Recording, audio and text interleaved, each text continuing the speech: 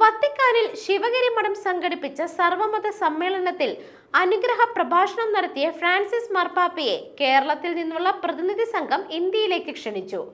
ക്ഷണം സന്തോഷത്തോടെ സ്വീകരിച്ച മാർപ്പാപ്പ അടുത്ത വർഷം ഇന്ത്യ സന്ദർശിക്കുമെന്ന് സമ്മേളനത്തിൽ പറഞ്ഞു. സർവമത സമ്മേളനത്തിന്റെ general convener Chandy Oommen MLA നേതൃത്വത്തിലുള്ള സംഘമാണ് മാർപ്പാപ്പയെ കണ്ടത്.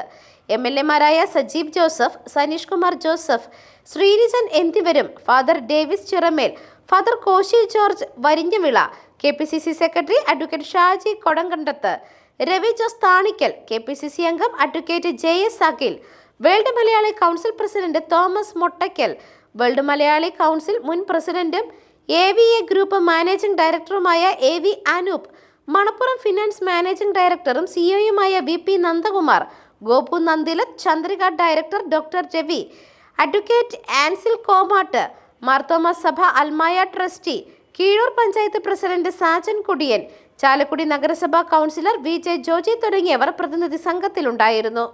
News desk മെഗ്നവിഷൻ.